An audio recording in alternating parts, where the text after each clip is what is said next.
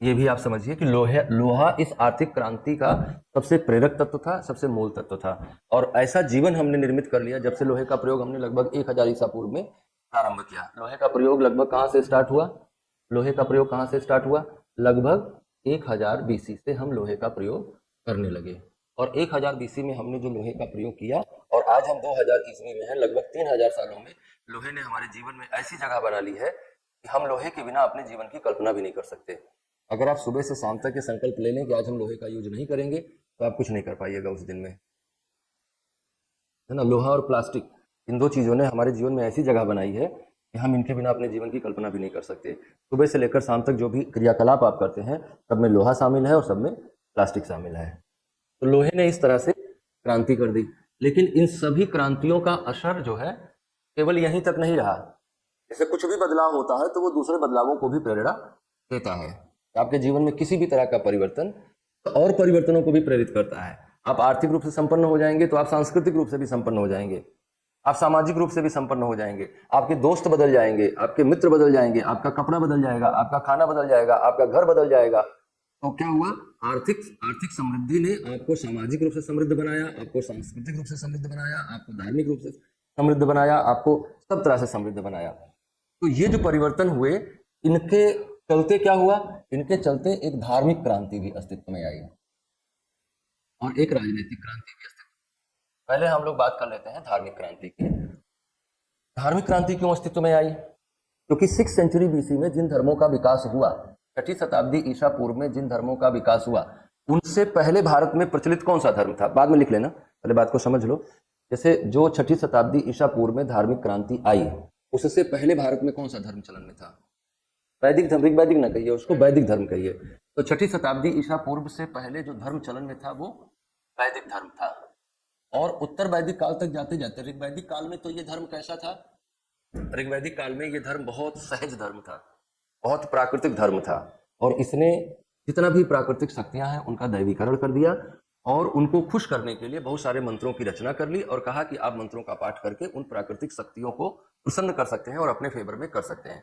इस दुनिया में जितना भी धर्म का विकास हुआ है, जितना भी पूजा पद्धतियों का विकास हुआ है, उनका मूल कारण है कि नेचर को अपने फेवर में करने का प्रयास करना। इसलिए धर्म और विज्ञान दोनों एक दूसरे के विरोधी माने जाते हैं, क्योंकि विज्ञान भी प्रकृति को अपने पक्ष में करने का प्रयास करता है, लेकिन वो प्रकृति को अपने पक्ष में करने का प्रयास कैसे करता है?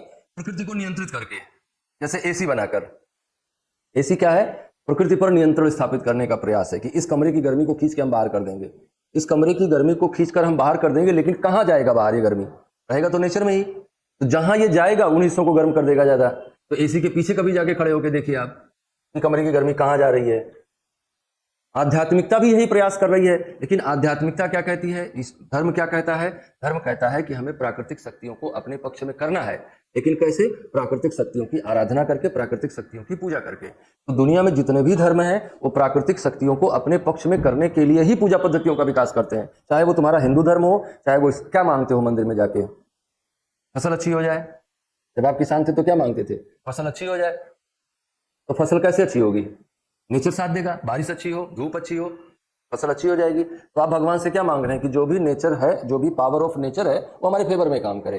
तो वास्तव में धर्म का विकास यहां से हुआ कि हम प्राकृतिक शक्तियों को अपने पक्ष में करना चाह रहे थे। और अपने पक्ष में करने का तरीका क्या निर्मित किया हम लोगों ने? कि हम उन शक्तियों की आराधना करेंगे, उन शक्तियों की पूजा करेंगे, उनके लिए मंत्र जाप करेंगे, वो शक्तियां हमारे लिए काम करना शुरू कर देंगी। तो वैदिक धर्म में शुरुआत कहां से हुई? मंत्रोच्चारण से हुई। और बड़ा प्राकृतिक धर्म था, कुछ इसके पीछे उद्देश्य नहीं था, कुछ इसके पीछे जो है कोई कर्मकांड नहीं था। जैसा भी आपका मन करे वैसा मंत्रोच्चार करिए। लेकिन मंत्रोच्चारण से या पूजा पद्धति मंत्रोच्चारण से किधर चली गई?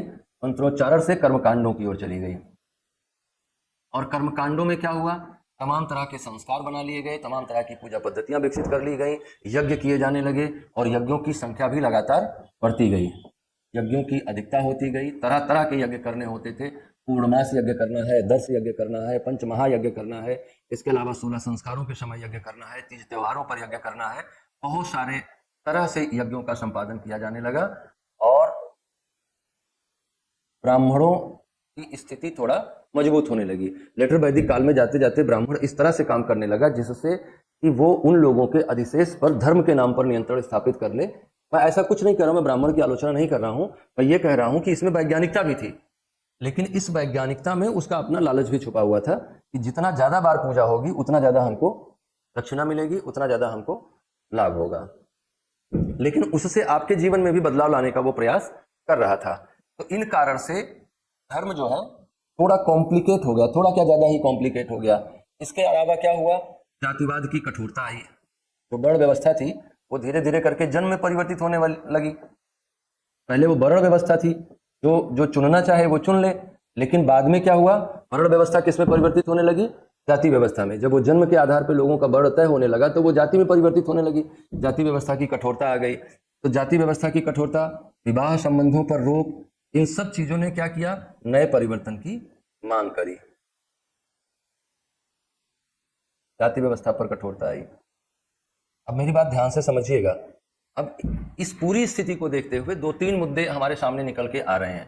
पहला मुद्दा यह निकल के आ रहा है कि जो लोग आर्थिक क्रियाकलाप में लगे हुए हैं और आर्थिक क्रियाकलाप करके वो कुछ अधिशेष निर्मित करते हैं। अधिशेष का मतलब है कि आर्थिक क्रियाकलाप को संपन्न करने में उनका जो हिस्सा खर्च हुआ है उसके बाद जो उनको बच गया है वो क्या कहा जाता है, आर्थिक अधिशेष या इकोनॉमिक सरप्लस। आर्थिक अधिशेष पर नियंत्रण कौन किसका हो रहा है, जो धर्म विकसित हो रहा है, इस धर्म के कारण से आर्थिक अधिशेष पर नियंत्रण किसका बनता जा रहा है, ब्राह्मण का।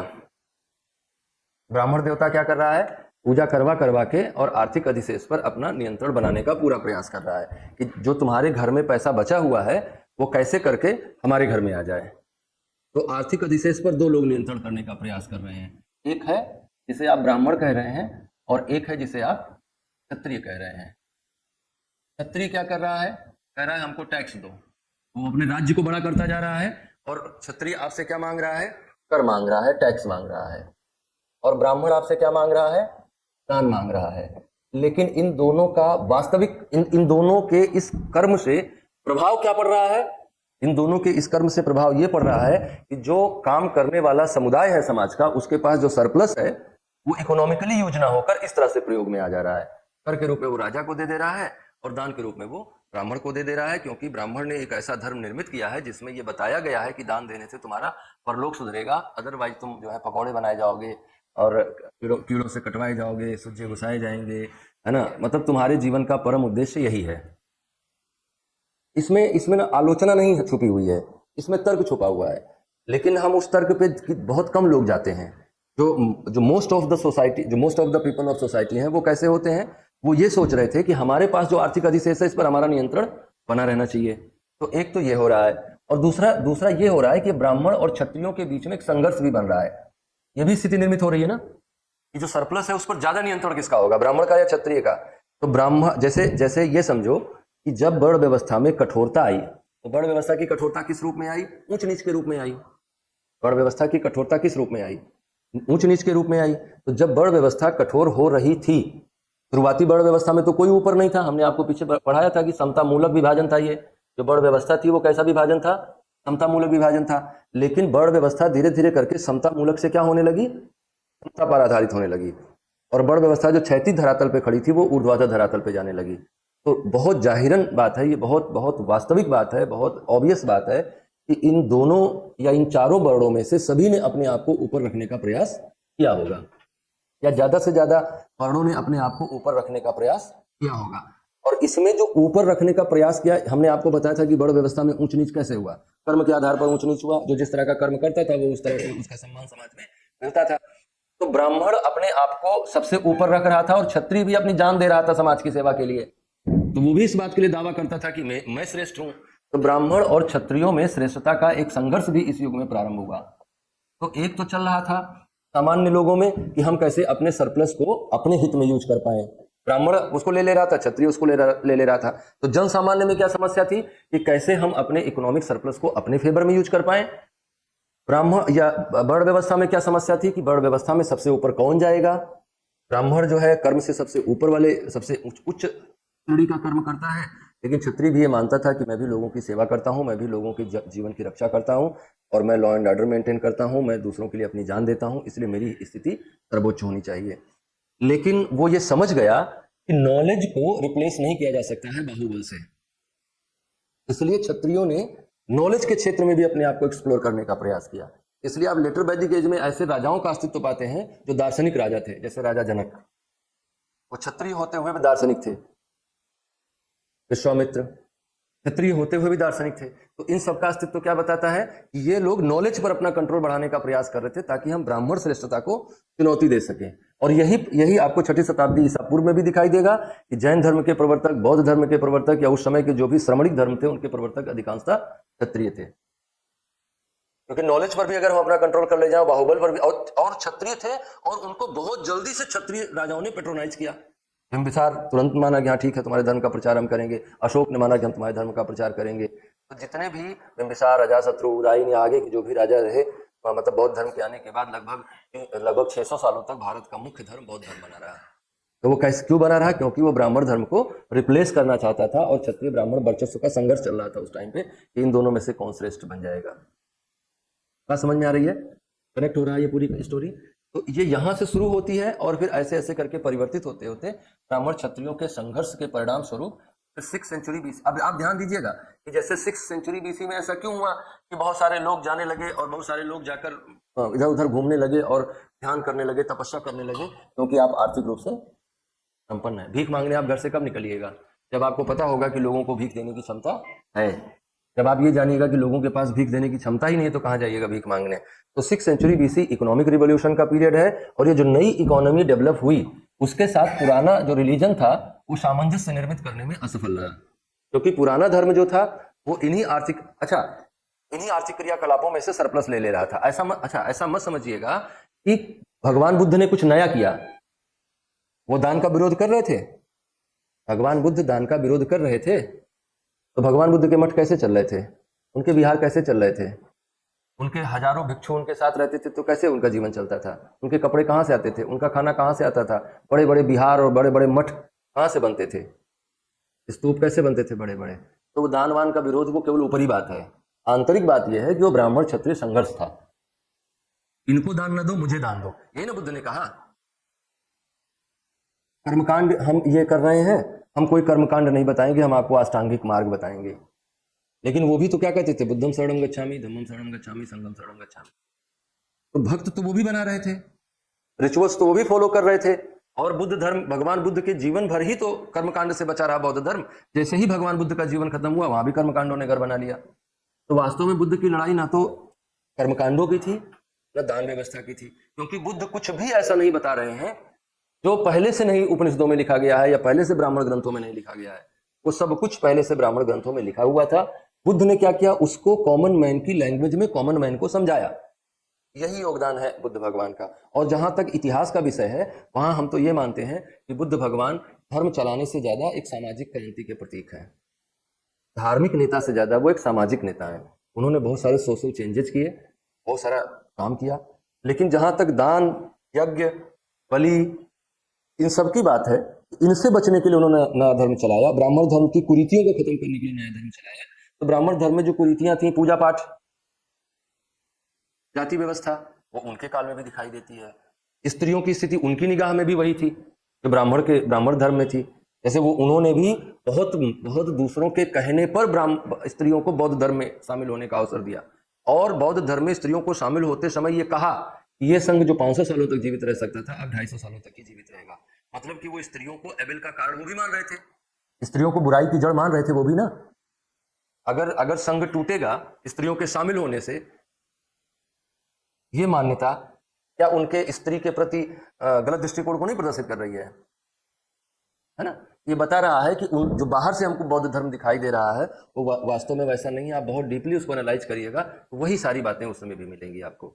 और जो जिन सिद्धांतों का इन्होंने प्रचार किया उन सिद्धांतों को आप उपनिषदों में ढूंढिएगा। अहिंसा, सत्य, अपरिग्रह, ये सब वैदिक सिद्धांत हैं, ये सब औपनिषदिक सिद्धांत हैं, सब उपनिषदों में बताए गए हैं। ब्रह्मचर्य में तो ब्राह्मण धर्म 25 साल जीवन का गुजारता था। तो क्या इसमें नया है? ये कुछ भी नया नहीं है। ये धार्मिक क्रांति नहीं है बल्कि सामाजिक क्रांति है। लेकिन चूंकि भारत में जो शिक्षा का विकास हुआ आजादी के बाद, उसमें एक कंटेंट रहा जिसको हम एंटी ब्राह्मणिज्म कहते हैं। ब्राह्मण विरोधी रही ये शिक्षा प्रणाली। तो ब्राह्मणों के विरोध के क्रम में बुद्ध भगवान को ऐसा दिखाया गया कि वो ब्राह्मण धर्म से अलग उन्होंने कोई धर्म चलाया। बल्कि मुझे जो अभी तक अनुभव हुआ है अध्ययन से वो ये हुआ है कि उन्होंने उन्हीं बातों को थोड़ा पब्लिक की भाषा में, जैसे पाली की भाषा में जाके लोगों को समझाया, उनके समझ में आने वाली भाषा में समझाया। उन्होंने अपने जीवन में क्रांति करी थी, इसमें कोई दो राय नहीं है। उन्होंने अपने जीवन को इनलाइटन किया, इसमें कोई दो बात नहीं है। बस बात दो ये है कि अगर बौद्ध धर्म ये कहता है कि वो ब्राह्मण धर्म से अलग है और इस मामले में अलग है कि वो दान नहीं लेता है, वो कर्मकांड नहीं करता है, वो जो है भिक्षा नहीं लेता है, तो ये बात तो गलत है। भगवान बुद्ध के टाइम पे ही इस क्षेत्र का नाम बिहार के नाम पे पड़ा है। ये बिहार राज्य का नाम बिहार के नाम पे पड़ा, इतने बौद्ध विहार थे। तो ये बौद्ध विहार दान में बने थे कि मेहनत करके कमा के पैसे बनवाए गए थे? और उसी दान का विरोध करने के लिए आपने धर्म शुरू किया था। तो ये बात है। तो इस कारण से धार्मिक क्रांति है। तो धार्मिक क्रांति के कारणों में आप क्या बताइएगा? आर्थिक परिवर्तन, लोहे का प्रयोग, खेतों का बढ़ जाना, कृषि का अधिशेष हो जाना। उसने क्या किया? वैदिक, पहला कारण तो यह रहा। दूसरा कारण क्या रहा? वैदिक धर्म नए परिवर्तनों के साथ सामंजस्य निर्मित नहीं कर पा रहा था। और तीसरा कारण क्या था? ब्राह्मण और क्षत्रिय वर्चस्व का संघर्ष भी चल रहा था। जैसे एक कहानी मिलती है महावीर स्वामी के जन्म की, कि महावीर स्वामी पहले नंदा नाम के ब्राह्मणी के गर्भ में आए थे, फिर वहां से उनको स्थानांतरित करके छत्राड़ी के गर्भ में डाला गया। तो ये तो क्वाइट इम्पॉसिबल है कि ऐसा कुछ किया गया होगा। लेकिन इसके पीछे क्या दर्शन छुपा हुआ है? इसके पीछे क्या साइकोलॉजी छुपी हुई है? तो इसके पीछे क्या साइकोलॉजी छुपी हुई है कि क्षत्रिय ब्राह्मण से श्रेष्ठ है, इसलिए भगवान ने जन्म लेने के लिए ब्राह्मणी की कोख को नहीं चुना बल्कि छत्राड़ी की कोख को चुना। और ये बताता है कि क्षत्रिय ब्राह्मण से श्रेष्ठ है। ये श्रेष्ठता के संघर्ष का भी एक परिणाम रहा, जिसके कारण से आया बौद्ध धर्म आया। उस समय पर राजनीतिक रूप से भारत संगठित हो रहा था, पूरी दुनिया संगठित हो रही थी। सबसे पहले ईरान में साम्राज्य बना, उसके बाद यूनान में साम्राज्य बना, फिर भारत में साम्राज्य बना। तो ये जो दुनिया में कबीलाई ढांचा था ये टूट रहा था, और धीरे धीरे करके कबीलाई ढांचा टूटकर इसमें परिवर्तित हो रहा था, बड़े साम्राज्यों में परिवर्तित हो रहा था। तो राजनीतिक क्रांति का भी वो दौर था। और नए राजनीतिक क्रांतिकारियों ने क्या किया? नए राजनीतिक राजाओं ने इन धर्मों को ज्यादा प्रश्रय दिया। हम इसको बना लो, फिर आगे की बात करते हैं। धार्मिक क्रांति तक आप समझ गए हैं। एक क्रांति अभी और समझाते हैं आपको, वो है राजनीतिक क्रांति। 6वीं शताब्दी ईसा पूर्व में राजनीतिक क्रांति कैसे अस्तित्व में आई और कैसे उसने राजनीति को बदला।